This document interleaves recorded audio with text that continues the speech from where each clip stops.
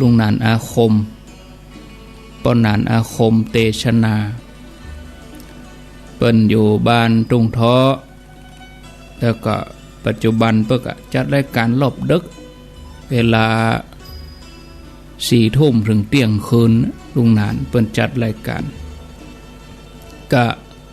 เกือบ10 กว่าปีแล้วเนาะเพลงนี้ลุงนานเปิ้นแต่งไว้แล้วก็คนฮ้องก็มึนแล้วเนี่ยเดี๋ยวบ่อายุนักแล้วก็คนฮ้องตั้งเมื่อเป็นวัยรุ่นแล้วเนี่ยเดี๋ยวนี้ถ้าจะอายุเท่าใด40-50ปุละก็เนาะก็ส่งเสริมสนับสนุนกันไปหลายท่านอาจจะบ่เคยได้ยินอีกอ่ะเอามันเมื่อเนี่ยเอามาเปิดเห็นสักครั้งหนึ่งเปิดได้หูจักอำเภอดอยหล่อถ้ามีวิทยุในคนทั้งหลายเปิ้นก็ท่มหูจักแต่นะอำเภอดอยหล่อนี่เป็นอำเภอน้อยๆตั้งใหม่แต้มว่าไผก็บ่หูจักผ่านไปผ่านมามีไหนดอยหล่อมีใกล้ดอยเต่าพุ่นกะเปิ้นก็นึกว่าดอยหล่อจะมีไกลมันเป็นความจริงนะญาติโยมเวลาเฮาไปประชุมกาไปอู้ไปหยังปะไผที่ไหนเปิ้นจังถามพระคุณเจ้าอยู่ไหนอยู่ได้หรอโอ้มาไกลแท้เปิ้นว่าแล้วก็โยมเคยไปได้หรอโอ้บ่ได้ไปสักเตือนนะบ่หันคำเตือนมันมีไหนด้วยหรอนี่มันเป็นทางผ่านเนาะผ่านไปจอมตองจากแม่วางก็มาได้หรอจากได้หรอก็ไปจอมตองเนี่ยเดิมแต่เปิ้นก็อยู่กับอำเภอจอมตองแล้วนะแล้วเปิ้นก็หามาแยกเป็นอำเภอดอยหล่อนี่มาเมินบัดนั้นนี่ญาติโยมปี38นี่มันได้เปิ้นแยกมาเป็นกิ่งแล้วก็มาเป็นอำเภอดอยหล่อมีปี2550เดี๋ยวนี้ปี63ก็13ปีเป็นอำเภอแต่เป็นกิ่งนี่ก็บวกเข้าไปละ20 กว่าปีแล้วกันเนาะญาติโยมท่านทั้งหลายอันนี้อูถึงเรื่องที่มาที่ไปก็มาอันก็คนที่เปิ้นอยู่ไกลเปิ้นก็จะบ่ฮู้นะการดำเนินชีวิตในปัจจุบันในสังคมปัจจุบันเนี่ยก็เต็มไปด้วยความเร่งรีบเล่าร้อนแข่งขันจ้าบ่ได้บ่ได้นี้ไผโวยคนนั้นได้บ่ได้เนี่ยเก่งบ่เกี่ยวนะเอาโวยว่าบ่ได้นี้คนโวยคนไปก่อนนี่ครูบาล้ำหน้ากู้แข่งไปคือต้องแข่งขันกันมีความจำเป็นที่จะต้องมีศิลปะในการดำเนินชีวิตธรรมาค้าขายนี่เปิ้นเฮาว่าศิลปะเป็นศิลปะของการทำมาค้าขายบ่ว่าจะเป็นการการจ้าหยังหมู่นี่การได้ทำมาหากินเช่าว่าหากินการดำเนินชีวิตเนี่ยจะได้ให้ประสบผลสำเร็จก็เป็นศิลปะอย่างหนึ่งแต่ว่าถึงเรื่องสภาวะอารมณ์ที่เย็นอารมณ์ที่สุขอารมณ์ที่สบายก็อันนี้เป็นศิลปะชั้นสูงนะในการที่จะระงับอารมณ์ต่างๆอย่างเวลาเฮาอยู่ด้วยกันนักด้วยกันหลายจะมากระทบกระทั่งกันเนี่ยมันก็บางสิ่งบางอย่างเขาก็ต้องถ้อยทีถ้อยอาศัยวัดสั้นวัดยาวเนาะกึดไปดีๆศรัทธาญาติโยมเวลาที่เฮาระงับใจเฮาได้เนี่ยโอ้เฮาบ่ทำชั่วเฮาระงับได้โอ้อันนี้ถือว่าสุดยอดแล้วนะในการดำเนินชีวิตให้มีความสุขเป็นสิ่งที่ผู้คนปรารถนาแล้วก็เป็นสิ่งที่สามารถทำให้มีได้ทำให้เกิดได้จากการที่เฮาลงมือที่จะทำด้วยตัวเองนะทำได้ง่ายๆอย่างที่เฮาคาดบ่ถึงเหมือนกันเฮาก็ได้เหมือนกันโน่นนี่เฮาก็ทำได้เหมือนกันโน่นนี่ทดสอบตัวเองเพ่ญาติโยมเนอะนะแล้วเฮาก็ทำไปเลยรักษาสติรักษาอารมณ์นั้น นั้นไว้คือมันต่อเนื่องโดยที่บ่ต้องไปเกิดอะไรยังนะศรัทธาญาติโยมบำเพ็ญบานานเราจะเข้าถึงสภาวะอารมณ์ที่สบายอย่างแท้จริงแล้วก็จะอยู่กับเฮาเมินอันจะนำมาซึ่งความสุขที่เกิดขึ้นจากภายในแท้ๆอารมณ์ดีอารมณ์เดียวอารมณ์สบายทำมือเฮาได้พบกับความสุขญาติโยมทั้งหลายมนุษย์เฮาคนเฮาทั้งหลายเนี่ยเป็นบุญนะญาติโยมเฮาท่านทั้งหลายเนี่ยเป็นบุญอันประเสริฐที่เฮาได้เกิดมาบนผืนแผ่นดินที่มีพระพุทธศาสนาประดิษฐานอยู่เฮาก็ได้รับความรู้เฮาเชื่อในเรื่องของกรรมเวรศรัทธาญาติโยมอันนี้เปิ้นห้องว่าอยู่ในสิ่งแวดล้อมที่เป็นปฏิรูปประเทศได้อาวาสที่สบายได้บ้านเมืองที่อยู่ดีสบายโรคภัยร้ายแรงอันยังเกิดขึ้นก็บ่รุนแรงเหมือนเมืองนอกนี่ตายกันนักขึ้นติดเชื้อนักขึ้นเมืองไทยเฮามีแต่ลดลงเอาไปเอามาเฮาก็อยู่กันไปเนี่ยญาติโยมเข้าป่าอาหารก็อุดมสมบูรณ์นะบ่ลำบากถึงขนาดที่จะต้องไปปล้นสะดมห้างสรรพสินค้าเหมือนต่างประเทศถึงแม้จะลำบากเรื่องอาหารก็มีการตั้งโรงทานมีตู้ปันสุกมีช่วยเหลือกันอันนี้เพราะว่าบ้านเฮาเมืองเฮาเปิ้นมีศีลมีธรรมเนาะแต่ดูเหมือนเวลาที่เฮาติดตามข่าวสารบ้านเมืองเฮาก็จะปะแต่สิ่งที่ฮ้อนๆให้หายแต่ญาติโยมแต่เกิดขึ้นในบ้านเมืองเฮาเป็นประจำน่ะบางทีก็ทำให้เกิดอาการวิตกกังวลหวาดระแวงกันไปเยอะอันที่จริงนี่เรื่องราวข่าวดีการทำดีของคนเฮาในประเทศมีนักกะเพียงแต่ว่าบ่ได้เอามานำเสนอเพื่อเป็นข่าวทั้งที่ข่าวดีๆคนดีๆก็ควรจะให้ความสนใจนักกว่าข่าวที่มันไร้สาระเนาะข่าวดีๆเนี่ยมันทำให้เฮาจิตใจเยือกเย็นเราอ่อนหันก็น่าเอาเป็นตัวอย่างนะดีกว่าเฮาไปฟังเรื่องที่มันฮ้อนอกฮ้อนใจเฮามาฟังเรื่องดีๆก็ทำให้ใจเฮาเบิกบานนะเอายังมีคนรวมตัวกันไปบำเพ็ญประโยชน์เปิ่นไปรวมตัวกันบำเพ็ญประโยชน์นั่นทำนี่งดเหล้าเข้าบาษากะไปกินไปตานที่นั่นที่นี่ละอ่อนนักเรียนคนนั่นทำดีเฮาฟังแล้วเฮาก็เบิกบานใจถึงแม้บ่ใจญาติเฮาก็ฟังแล้วเฮาก็อันนี้ละอ่อนคนนี้มันน่าส่งเสริมรู้บางคนนี่ญาติโยมทั้งหลายเปิ้นอัตคัดสนนะบ่มีแม้แต่จะเข้ากรอกหม้อบ่มีแต่อาหารจะมากินมื้อต่อไปยังบ่ฮู้จะเอาที่ไหนมาบางทีเฮาสมบูรณ์กูอย่างเฮามานั่งบ่นเฮามานั่งจมญาติโยมลองกึดถึงถ้าเฮากึดถึงเนี่ยเฮาจะมีกำลังใจขึ้นแถมนักนะญาติโยมบางทีกิจกรรมดีๆหมู่เนี่ยก็มีเกิดขึ้นในทั่วทุกพื้นที่เพียงแต่ว่าบ่ได้นำมาเป็นข่าวอย่างเฮาทั้งหลายจัดฟังธรรมกันเนี่ยไปตานที่ห้านที่นี่มันเป็นข่าวเนาะอย่างบดีน้อยออกมาแล้วเป็นข่าวศรัทธาญาติโยมท่านทั้งหลายอันดีบ่เป็นข่าวเพราะฉะนั้นคนในประเทศยังถือว่าเป็นบุคคลที่สบายเนาะโดยเฉพาะเฮาได้เกิดมาในเมืองไทยอันมีพระพุทธศาสนาประดิษฐานอยู่มีพระสงฆ์องค์สังฆเจ้ามีวัดวาบ้านเฮาเมืองเฮาบ่มีข้าศึกสงครามร้ายแรงบ่เหมือนอย่างต่างประเทศ เขาจะได้ฟังธรรมเขาก็ฟังธรรมสบายนอนฟังก็ได้เดียวเนี่ยมีวิทยุฟังเนี่ย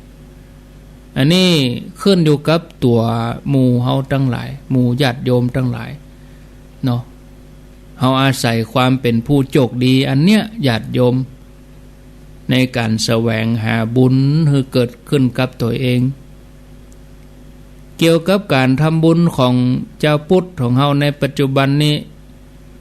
สังเกตหันหลายท่านเนาะไปเสาะหาสถานที่เดินทางไปตามวัดว่าต่างๆวัดดังหน่อยเข้าหาครูบาอาจารย์โดยตั้งใจว่าจะไปทำกับวัดที่เปิ่นมีข้อวัดปฏิบัติอันดีแต่จะไปลืมเน้อญาติโยมวัดว่าเฮา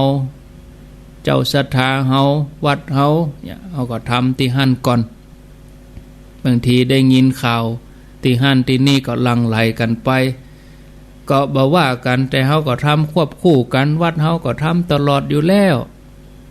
แต่ที่อื่นเนี่ยมันเนี่ยเฮาได้ไปเตือหนึ่งเนี่ยบางคนนี่ก็เกิดไปแหมย่างบางคนก็ทำวัดเฮาเนี่ยก่อนกะไปอย่างที่อื่นที่ไกลอันนี้ก็เกิดแหมย่างก็แล้วแต่เปิ้นนะญาติโยมท่านหลายมันก็อยู่ก็หั่นได้ไปที่ไหนหูตาก็บ่กว้างได้ไปไหนญาติโยมที่จริงถ้าตัวญาติโยมเข้าไปมันก็เป็นการประกาศชื่อเสียงบ้านของญาติโยมเองนะเปิ้นถามว่าอยู่ไหนสมมุติว่าเฮาปากันไปทางอีสานพุ่นเนาะอยู่ไหนอยู่เชียงใหม่มันได้ถึงเชียงใหม่น่ะทั้งที่เฮาอยู่ดอยหล่อทั้งที่เฮาอยู่ป่าซางทั้งที่เฮาอยู่ไหนอยู่ละปูนอยู่ไหนป่าซางนี่เพิ่นอาจจะบ่รู้จักแต่ว่าอยู่ไหนอยู่ละปูนได้ถึงจังหวัดเนาะอย่างเฮาไปทางภาคกลางก็ไปทางใต้ก็ญาติโยมเข้าไปอู้ถึงว่าไปทำความดีนะข่าวเพื่อข่าวเผือกเองนะแต่ถ้าทำความบดีนี่อยู่ไหนอยู่เชียงใหม่เชียงหายถึงจังหวัดเนี่ยคนเชียงใหม่มันว่าเองเอาทำดีญาติโยมนะมันก็เป็นหน้าตาของถึงบ้านไปในนามบ้านนั้นก็เป็นบ้านนั้นอำเภอนั้นก็เป็นอำเภอนั้นคนทางใดคนร้อยรอคนทางใดคนจันปะตองคนไหนคนแม่วางอย่าทั้งที่ไปคนสองคนมันก็ได้ถึงบ้านได้ถึงอำเภอถ้าไปต่างจังหวัดไกลๆได้ถึงจังหวัดเลยโอ้คนเชียงใหม่เพิ่นยิ้มแย้มแจ่มใสแท้เนาะเราเกิดดีๆนะญาติโยมจะเล่าเรื่องให้ฟังเนาะก่อนจะหมดเวลาเรื่องนี้เกิดขึ้นในสมัยพุทธกาลพระพุทธเจ้าได้ตรัสถามคฤหบดีท่านหนึ่งชื่อเพิ่นก็ค่อนข้างจะจำยากก็ว่าให้ครั้งเดียวเนาะที่เหลือนั่นก็เป็นว่าเป็นคฤหบดีอีกก็แล้วกันชื่อคฤหบดีท่านนี้มีชื่อว่าทารุกัมมิขะคฤหบดีเนาะว่าเวยก็บ่ได้จะบ่ถูกทารุกัมมิขะคฤหบดีเอาเป็นว่าคฤหบดีอีกก็แล้วกันพระองค์ได้ตรัสว่าโอ้ดูก่อนคฤหบดีท่านยังทำทานกับภิกษุสงฆ์อยู่ก่อพระพุทธเจ้าถามอย่างนี้เลยนะก็คือกรรมบ้านเฮาก็คือยังกินยังทานอยู่ก่อยังทำบุญสุนทานอยู่ก่อโยมอีเนาะง่ายเนาะท่านคฤหบดีท่านนี้ก็ทูลตอบพระพุทธเจ้าว่าพันเตข้าแด่พระองค์ผู้เจริญตัวข้าพระองค์ก็ยังฮือทานอยู่เป็นประจำอยู่แล้วก็ฮือทานนั่นน่ะข้าพระองค์ก็จะฮือเฉพาะพระอรหันต์ฮือผู้บรรลุอรหันต์ถือว่าพระที่อยู่ป่าเป็นวัดพระที่บิณฑบาตเป็นวัดพระที่นุ่งห่มผ้าบางสกุลเป็นวัดข้าพระองค์บ่ได้ฮือพระสงฆ์ทั่วไปพระเจ้าข้าอีเนาะเอาละญาติโยมอันนี้เลือกฮือจะฮือเฉพาะพระอยู่ป่าพระบิณฑบาตพระนุ่งห่มบางสกุลบ่ได้ฮือทั่วไปอีหะมะพระพุทธเจ้าพระองค์มีพุทธประสงค์จะทำความหันของท่านฮือตรงจะทำความหันของตานะบดีตอนเนี้ยฮือถูกต้องพระองค์ก็เลยตรัสว่าโยมอีเนาะตันดูก่อนคฤหบดี ปออกเฮ้ยท่านยังเป็นคฤหัสถ์บริโภคกามอยู่ครองเรือนเนาะนอนกับบุตรกับภรรยายังปะของหอมยังลูบไล้ของหอมท่านเป็นฆราวาสยังยินดีในเงินทองอยู่เป็นเรื่องที่หูได้ยากว่าเราภิกษุเหล่านี้จะเป็นอรหันต์หรือบ่เป็นอรหันต์ผู้บรรลุอรหันต์กาบรรลุอรหันต์กาตัวตั้นบ่ควรจะต้านจำเพาะเจาะจงนะบ่ควรจะจำเพาะเจาะจงรูปใดรูปหนึ่งเพราะตานนั้นน่ะจะกลายเป็นปาติปุคลิกตานอันนี้อานิสงส์ลดหย่อนน้อยไปเนอะจะฮื้อยิ่งใหญ่ต้องเอาเป็นสังฆทานเนอะตันคฤหบดีดูก่อนคฤหบดีถ้าแม้ภิกษุผู้ถือธุดงค์อยู่ป่าเป็นวัดนุ่งผ้าบางชุกุลเป็นวัดบิณฑบาตเลี้ยงชีพเป็นวัดถ้ายังเป็นผู้ที่ฟุ้งซ่านถือตัวจัดบละทิฏฐิสติเลอะเลือนบ่มีสติสัมปชัญญะบ่ได้ตั้งใจปฏิบัติจิตใจบ่ตั้งมั่นจิตใจฟุ้งซ่านบ่สำรวมอินทรีย์เมื่อเป็นอย่างนี้ภิกษุรูปนั้นก็ควรถูกตำหนิแม้เทวดาเปิ้นก็บ่สรรเสริญถ้าภิกษุอยู่ป่าเป็นวัดเป็นผู้ที่บ่ฟุ้งซ่านบ่ถือตัวมันตั้งสติมีสติสัมปชัญญะมีใจตั้งมั่นมีจิตหนึ่งเดียวเป็นอารมณ์สำรวมอินทรีย์เมื่อเป็นอย่างนี้ภิกษุนั้นพึงได้รับสรรเสริญจากมนุษย์และเทวดาทั้งหลายถ้าภิกษุอยู่บ้านเป็นผู้ฟุ้งซ่านบ่ตั้งใจประพฤติพรหมจรรย์ก็จะต้องถูกตำหนิเหมือนกันส่วนภิกษุใดแม้จะพักอยู่วัดใกล้บ้านบ่ได้บิณฑบาตเป็นวัดบ่ได้ถือธุดงค์บ่ได้นุ่งผ้าบางจกุลแต่เปิ้นบ่มีความฟุ้งซ่านเปิ้นสำรวมอินทรีย์มีกายวาจาใจดีก็สมควรสรรเสริญเพื่อเป็นทักขินิยบุคคลเหมือนกันเด้อญาติโยมเมื่อพระองค์ทรงอธิบายให้คฤหบดีเข้าใจแล้วพระองค์ก็ทรงตอกย้ำเพิ่มเติมเข้าไปแถมว่าดูก่อนคฤหบดีเจิญท่านทำบุญเป็นสังฆทานเตอะบดีเจาะจงเป็นสงฆ์รูปใดรูปหนึ่งเมื่อท่านทำให้เป็นสังฆทานจิตใจยังความเลื่อมใสผู้ใดจิตใจเลื่อมใสเมื่อตายไปแล้วจักได้เข้าถึงสุคติโลกสวรรค์บดีเจาะจงว่าจะรูปนั้นรูปนี้ครั้งนั้นเมื่อฟังกรรมแนะนำจากพุทธเจ้าแล้วทารุกรรมิขะคฤหบดีเปิ้นก็ทำตามโอวาทพุทธโอวาทเมื่อละจากโลกไปแล้วก็ไปสู่สุคติโลกสวรรค์ปุ่นนี่ท่านผู้ฟังจากเรื่องที่เล่าให้ญาติโยมเขาทั้งหลายได้ฟังนี้เขาจะหันว่าการที่จะถวายทานกับพระสงฆ์องค์สังฆเจ้าถ้าจะไปเสาะไล่ว่าตนนั่นอรหันต์ตนนี้อรหันต์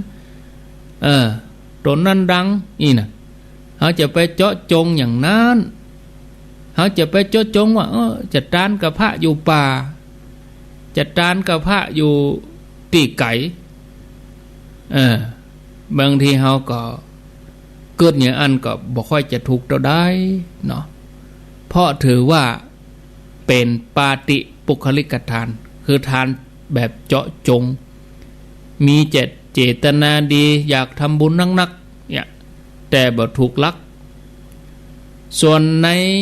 คณะที่เฮาฮื้อทานโดยบ่จำเพาะเจาะจงนั่นถือว่าโจกดีเฮาถือว่าเป็นสังฆทานเนาะโจกดีว่าได้ทำบุญ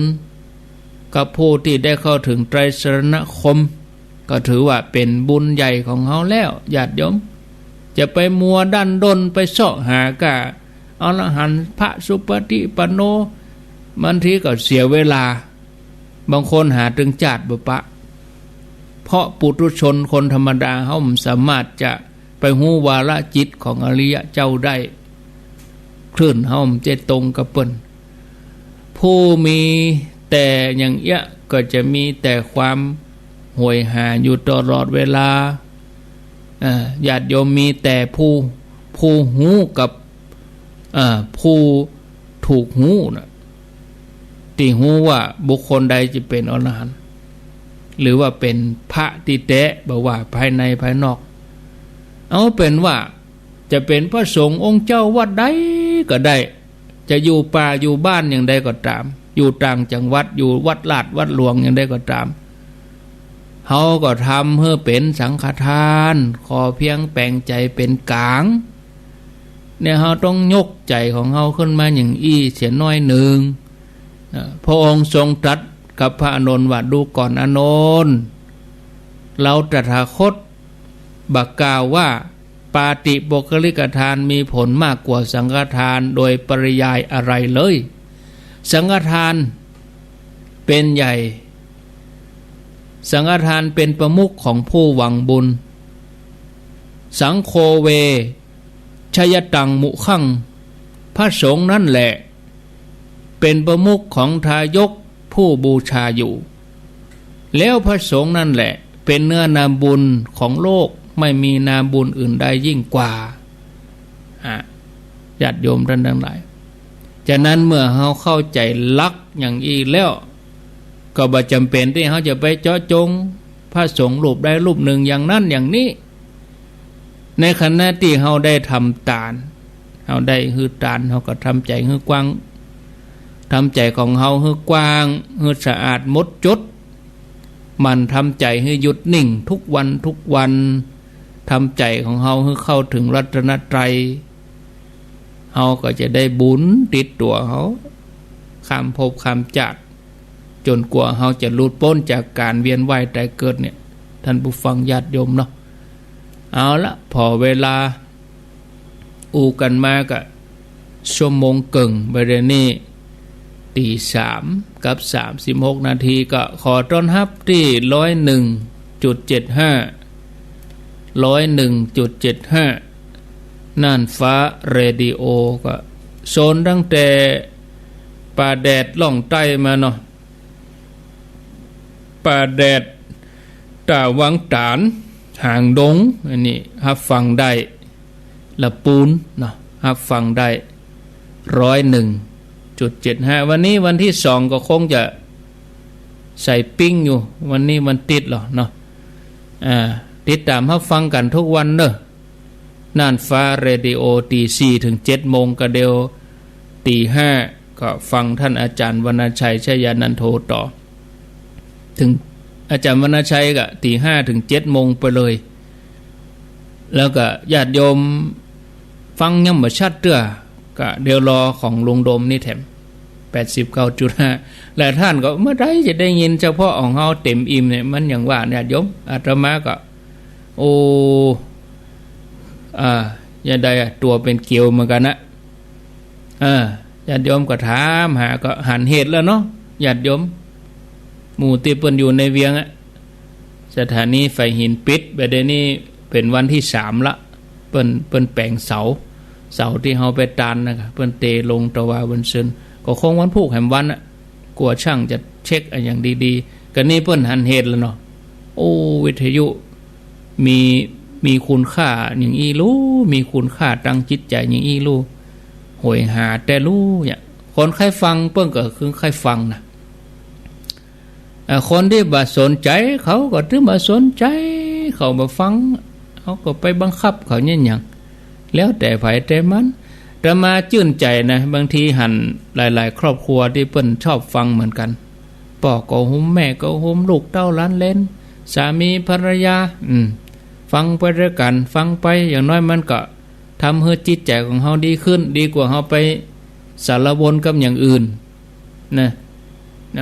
ไปติดตามข่าวบ้านเมืองก็เป็นตุกบ่ได้ข่าวอย่างบ่เดียวกำลังดังๆเฮาจะได้ยังมีอย่างกับเขาอยู่กับธรรมะอย่างบ่ดีกึดไปให้ไปแก้ไขแตนเปิ้นได้ก็มันบ่ได้เฮาคนเดียวเฮาก็ปฏิบัติตามหน้าที่ของเฮานี่เฮียญาติโยมเนาะ ถึงเวลาไปวัดไปว่าวันศีลวันพระอาบน้ำฟังธรรมเนี่ยสวดมนต์ไหว้พระอย่าไปกินไปทานที่ไหนไปอย่าอีปออย่าไปคิดอะไรมากคิดไปก็ปวดหัวโยมบางคนนี่เป็นจมเป็นทุกข์เป็นเดือดเป็นร้อนเขาจะได้อย่างเขาก็บ่ใจแบ่งเงินเดือนนึงเขาโยมเฮ้ยเขาก็ทำของเขาเนี่ยอยู่กับสวนกับต้งกับให้กับนาทำตามหน้าที่ดูแลครอบครัวให้ดีอย่า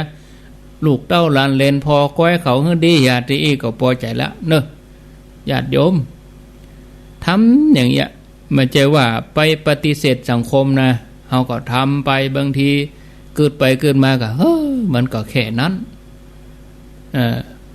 เขาตายไปมันก็ถึงเป็นอย่างเงี้ยโยมเฮ้ยเกิดไปอย่างเนาะ0998366322มีเข้ามาจะจะจาก็แถม20 นาที0998366322โอ้อาตมาก็ตั้งใจนะใครเฮือญาติโยมเขาได้ยินได้ฟังธรรมะกันดีๆได้ฟังกันม่วนกันมันม่วนหรอคนเฮาเวลารอหลอมคุณธรรมรอหลอมจิตใจกันเนี่ยเมื่อเจ้ามาก็ได้รับฟังธรรมะขับมาก็ได้ฟังธรรมะมีความสุขอกสุขใจดีนะเนาะมีอย่างก็อู้กันสนทนากันไปเอาเปิดสายเดี๋ยวเปิดโทรศัพท์ก่อนเนอะ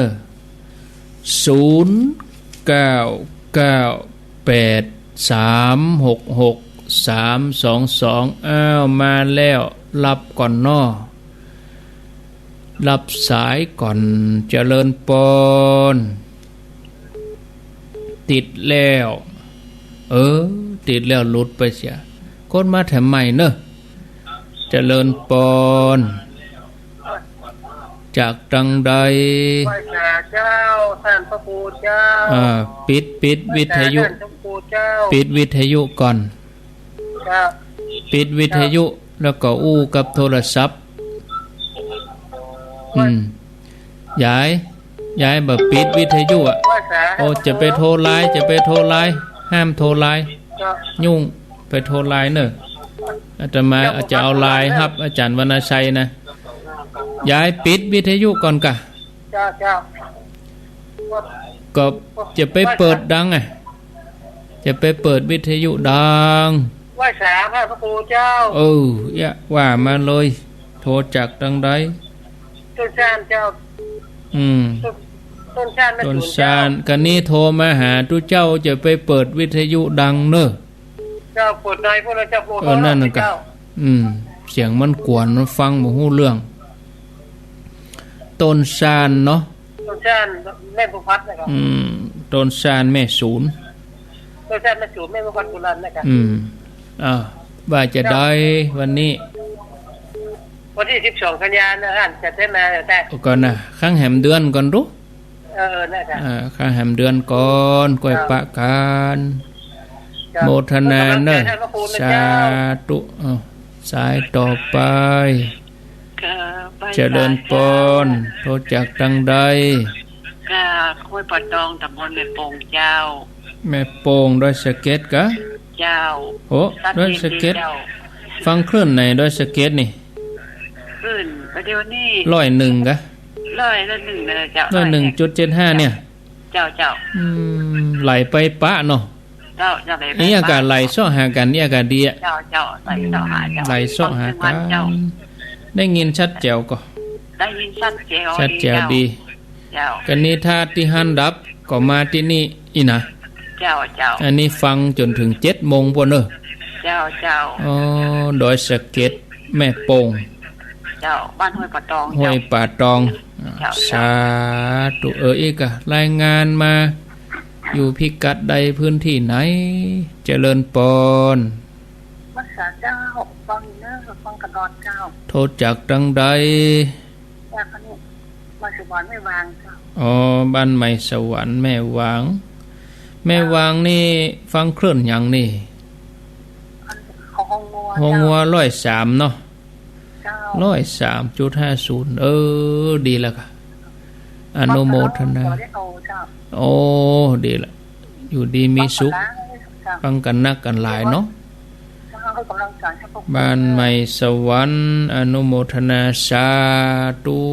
สายต่อไป0998366322อ้าวมีเข้ามากูเตือก็ลู่กันดันสัมปะตองแม่วังดังป่าสังเวียงหนองร่องบ้านโฮงน่ะกูเตือนี่ลู่กันดูเอาตึงเก่าตึงใหม่โทรมารับสายก่อนเจริญปนขอพระสาธุพระครูป่อบุญมีอาจจะได้ป่อบุญมีฟังชัดดีก่อฟังทราบแล้วไม่ไหวพระทราบ98.75ครับเมืองกลางจอมตองเนาะฝนมันลงแล้วเนาะว่าพึ่งหายใจทิ้งช่วงไปหลายวันนะหญ้าแห้งไปหาเมาะโอ้นั่นล่ะนะว่าโมทนาเป็นใจทั้งหูเลยสาธุเจริญปนพระเจ้าท่านพระครูโตจากดังใดประแดดในเจ้าแม่นวลกะแม่พิมพ์เจ้าแม่พินกะเจ้าแม่พินก็ว่าแม่พิมพ์แม่พิมพ์เจ้าแม่พิมพ์ก็ได้แม่พิมพ์ก็ได้แม่พิมพ์มอมานี่กะเจ้าการของบ้านนี้แม่พิมพ์ถ้าบัตรประชาชนนี่แม่พิมพ์นั่นห้องตึง2อย่างได้ถึง2แม่พิมพ์นี่อยู่บ้านเนี่ยค่ะเจ้าได้ฟังตั้ง4 โมงมาเนาะเจ้านั่นฟ้าเดี๋ยวฟังอาจารย์วรรณชัยแถมปะถึง7 โมงป่ะเนอะ7 โมงเจ้า7 โมงไปเลยดูต่างฟังเนาะเจ้าโมทนาไว้สาเจ้าแม่นวลแม่พิมพ์เขาอีดีกาเปิ้นจ้างไหลหากี่ดูคนเฒ่าบางคนเปิ้นบ่จ้างไหลเซาะมาเจริญปนไว้สาเจ้าโทษจากดังใดบ้านกูขาวเจ้าชัดเจนดีเจ้ากูขาวนี่อำเภอหยังอำเภอเมืองเจ้าเมืองเชียงใหม่ลำพูนนั่นกะกูข่าวละปูนฟังคลื่นไหนนี่ฟังสถานีใด104เจ้าใจเหรอ104มีวะเนี่ยเปิ้นปิด104ตัดเก่าน่ะตัดถ้าอย่า103นะ103.50นะต้องเกินใจละเจ้า101ก็มีนะก็เดียวตี5กับ 89.5 ก็มีเจ้าไหลเสาะหากันเอาเนาะฟังอยู่นะเจ้า104ไฟหินเนี่ยป้อเนอวันจันทร์ป้อเนอวันการป้อเนอเจ้าโมทนาเปิ้นกำลังแปลงอยู่กำลังขึ้นได้9 ตอนแต่ว่าวันซืนเปิ้นเตลงวันแต่ว่านี่ปกตั้งได้9 ตอน10 ตอนอยู่20 ตอนก่อนน่ะเจริญปนไว้สาท่านพระครูจากดังใดอันนี้แจกเราปลาแฝงไม่แวงครับเราปลาฝางเนาะครับ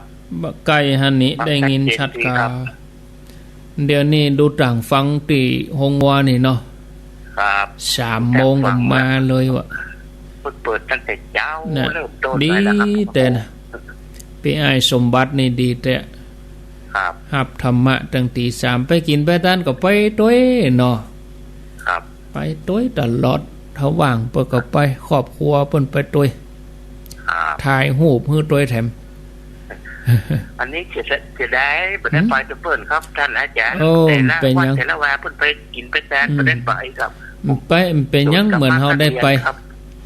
เหมือนเฮาได้ไปต้วยน่ะกะเนาะครับเป็นยังอยู่บ้านก็ฟังกันนี่ก็ยินดีแล้วลูกนะครับโมทนาครับ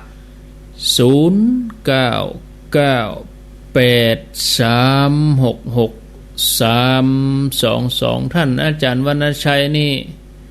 เปิ้นมาเจ้าแล้วมาค่ำเบิดกะ2 ทุ่มถึง4 ทุ่มถ้าเปิ้นสะดวกเปิ้นก็ลงดอยมาวันนี้เปิ้นน่าจะลงดอยมาอินดูเปิ้นเหมือนกันนะ ลงจากดอยขุนแปะปะมาปากตังทำตองจากทำตองมาปากตังเจริญนี่แถมไปปิกก็โคเป็น100 กว่าโลปะกะญาติโยมออกรายการจบ4 ทุ่มถึงวัดเที่ยงคืนเนี่ยแต่เมื่อเจ้านี่เพื่อนจะจัดออนไลน์อยู่บนดอยวันนี้นะรับสายก่อนเจริญพรยมบัวคำตาจางเมียงหนองเราบัวคำตาจางเจ้าฟังตาเจนนี่เนาะฟังธรรมะคนแม่มันแหละเนาะแม่ได้ยินทีก็ตั้งตาจ้างปุ่นอ่ะได้ยินทีเจ้าได้ดึงเสาขึ้นก่อนได้ดึงเสาไว้ได้สองเรื่องใส่ปิ้งดีบ่ใส่ปิ้งดีเนาะใส่แจวดีเนาะประกาศไปวัดเป็นลูกกับขออยู่บ้านนั่นเองนั่นน่ะทำบ้านทำบุญได้ฟังวิทยุโมทนากับว่าทางนี้ดักปิ้งก่อนทางนั้นเขตด้วยรอนี่มีสักสายเขาห้ามได้ก็ไม่ได้จะปิดแล้วเนอะบ่โทรมานะบ่ได้ยินก็เป็นว่าบ่ได้แย่เขาได้แย่เขาเล่นบ่ได้เขาฟังแล้วเขาว่าที่อื่นเขาโทรมาเถอะฟังที่อื่นโทรมานะดีก็บ่โทรมาก็บ่ฮู้ว่าที่ไหนได้ฟ้องอย่าฟังคลื่นไหนฟ้องเปิ้นฟังก็ใครฮู้แล้วแถมอย่างนึงก็สถานีเปิ้นได้ฮู้โดยรัศมีเปิ้นไปไหนฟังอยู่เน้ออีหยังแขวนอยู่เจริญพรไปเจ้าโทรจากทางใดปาซางเจ้าปาซางบ้านหยังปาซางบ้านปาซางเลยเจ้าปาซางเลยเนาะเจ้าโอ้ฟังทุกวันได้ยินชัดแจ๋วก่อชัดแจ๋วเลยเจ้าชัดแจ๋วเลยฟังคลื่นไหนนี่ฟังคืนวัน6 เก่าของวันบ้านเป็นวิดีโอมันเป็นเปิ้นฮับนะวันเนี้ยแม่เจ้ามันเป็นนี่เปิ้นฮับกับเมื่อคืนวันนี้เปิดให้นี่ได้ทุกวันเลยเจ้าตัดนี่อ่ะเจ้าจะ103โฮงัวเนี่ยนี่หัวเลขหยังเป็นเลขหยังหัวมัน70นี่แหละเจ้าเป็นเลขหยังหัวขอมันมีตู้เจ้าเด้อเนาะเจ้าขอมันมีธรรมะทุกฟังขอมีธรรมะเด้อตี3แสดงว่าโฮงัวนี่อ่ะเจ้ายินดีอ่ะเนอะเจ้าเป็นกำลังใจนะเจ้าบ้านแป้นนี่เปิ้นจะฮับมาค่ำเนอะบ้านแป้นเรดิโอเจริญพรสายต่อไปอีก10 นาทีเจริญพรโทรจากตังใดแม่อายเนาะแม่อายบ้านหยังแม่บ้านปู่แจ้ฮะบ้านปู่แจ้บ้านปู่แจ้พระธาตุปู่แจ้เนี่ยแม่อายได้ยินชัดเจนดีกว่า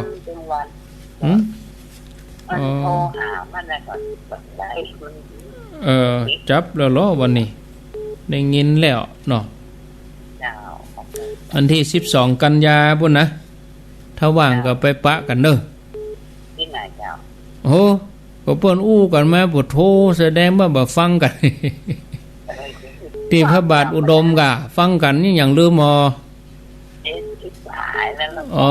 12 กันยากะรู้เจ้าเขาจะไปที่พระบาทอุดมฮะไหนอีน่ะว่างก็ไปบ่ว่างก็ฟังวิทยุหั่นเนาะโมทนาไปบ่ไหวก็เปิ้นถ่ายทอดวิทยุก็ฟังวิทยุหั่นเนาะถ้ามีรถไปทั้งวันก็จวนกันกล้าก็แม่อายกับมีคนจะมาหลายลูกแม่เมาเขาอย่างมื้อนั้นเนาะแม่จันสมเขาแล้วเนาะมาอยู่กะป้ากันวัดไปวัดได้ก่อแม่ก็ไปจวนกันวัดบนกะวันที่4วันพุงฮือเนี่ยป้ากันเดินเปงนี่ก็เอา12เฮาไปเอวเนาะ12 กันยาพุ่นน่ะมันใจ12 สิงหานะ12 กันยานะโมทนาเนอะ เจ้าหืมจะถามแต่ท่านหันนี่มันไม่รู้เรื่องอ๋อเป็นยังเนาะธรรมดาหลงลืมไปพ่องอยู่ดีมีสุขสะเตือนเพราะจะดีไปนะเพราะเนี่ยอย่างกันนะเพราะจะไปไหนกันนะอย่างก็อย่างนี้นี่ใครหนักแก่เนาะอันนี้มันเป็นอย่างอนุโลมไปเปิ้นเป็นคนเท่าเจริญปนไหว้ศาลเจ้าเลยพระครูมันจะได้โอ้การนี้การูอันจากวารีนั่นนี่มันได้ไปหาบอกเหมือนแต่ได้ไปการลุทยีนี่อาสาสมัครแต่มีข้อแ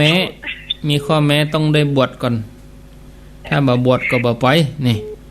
จะได้ละกามาบวชได้อยู่ด้วยกันมื้อนั้นได้ไปด้วยกันน่ะนั่นเพิ่นก็กึดเติงหาน่ะก็เพราะว่าพระพุทธเจ้าออกบ้านมาเมินเนาะเพิ่นเกิดร่วมกันเนาะเพิ่นเป็นเสี่ยวกันเองง่ายกันว่าได้ไปบวชก็ได้ไปใกล้กันนี่นะเป็นสหชาติโอ้เป็นผู้นำที่ดีไปเลยนะ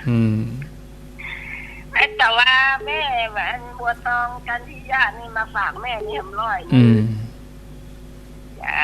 100โมทนาแม่บัวตองกันที่เนี่ยเอาไปวันที่12ติดหน้านี่แล้ว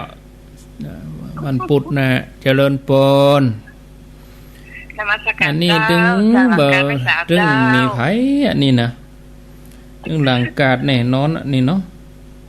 หลังกาดแม่สาวแม่เมื่อกี้น่ะที่เพิ่นอยู่วัดพระธาตุแสนน่ะถ้าอยู่ใกล้เตียนบ้านแม่ไอ้หลวงแต่ว่าก็ไปปฏิบัติธรรมเดือนละครั้งไปกันลูกไปหาเปิ้นให้กันจะได้จวนไปหาเปิ้นเหียกำการับได้ยังไงรับได้เจ้าเป็นรถเครื่องเจ้าใส่พ่วงข้างไปกะก็เชาะรถเหตุการณ์กะรถโดยสารน่ะรถประจำทางรถเหตุการณ์ออกสตางค์กันคนน้อยเอาไปไล่ฮับกันมาอีกอ่ะเอาไปคนเดียวรถเครื่องนะฝนตกเห็นใหญ่จะไปถามหาก่อนว่าแม่ท่านอยู่ท่าใดยังกันเนาะไปเสาะหากันเดี๋ยวมันเรื่องจุนมาปะกันน่ะก็เพิ่นนั่นเป็นยังนี่แม่จะเป็นธุระเรื่องเสาะรถแล้วเสาะคนให้ครบเนอะอีกอ่ะบ้านนั่น2คนบ้านนั่น3คนบ้านนั่น5คนก็เต็มแล้วลูกเอาไปตัวคนเดียวรถเคียงพวกโลกฝนตกมาใหญ่ๆอ่ะเนาะกระผมพยางเนี่ยนะจบข่าวก็เอาเจ้าหมูไปกาเอาเจ้าหมูไปเจ้านมัสการนะเจ้าให้กำลังใจเจ้าฝนตกมาก็กลางจ้องเหี้ยอีกอ่ะจวนกันกาไปต่างคนต่างไปไปด้วยกันมันม่วนดีนะ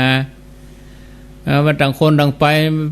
ช่วยเหลือไผได้เอาไปด้วยกันหลายนั้นรถเครื่องมันกังวลล็อกแลกมันห่วงหมวกกันน็อกว่าเดี๋ยวถ้าฝนตกมากับผ้ายางว่าปิววกหมวกกันน็อกว่าเป็นคัวเป็นบอลลูนบอลจุนวุ่นวายเนาะเสาะรถโดยสารไปเหตุการณ์ก็นั่งในหันสบายดูต่างหันหน้าเข้าหากันอู้กันหันสบายรถเครื่องแล้วเขาจะไปอู้กับไผญาติโยมเนาะ0998366322เอาเดียวแถมสัก 2-3 สายเอาเฮือได้เหตุสัก16นี่เนาะเอาเฮือได้เหตุ16ท่านรับสายเจริญปนเจริญปนติดแล้วอันนี้โยมเป็นเมาเปิดวิทยุฟังโทรศัพท์นี่โทรจากไหน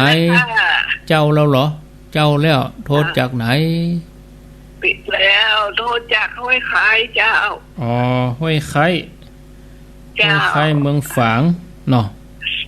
เจ้าห้วยไข่ฝางที่บ่อปัญญใหญ่ที่บ่อน้ำมันแม่แสงล่าที่บ่อน้ำมันติดแล้วประเดี๋ยวนี้จับพอดีเจ้าคำนี้จับพอดีจับวันนี้โทรมาจับพอดีแม่แสงล่า ฟังแต่เจ้าล่ะเนาะเจ้าฟังแต่เจ้าละเจ้าแล้วฟังไปถึงวันเนอะ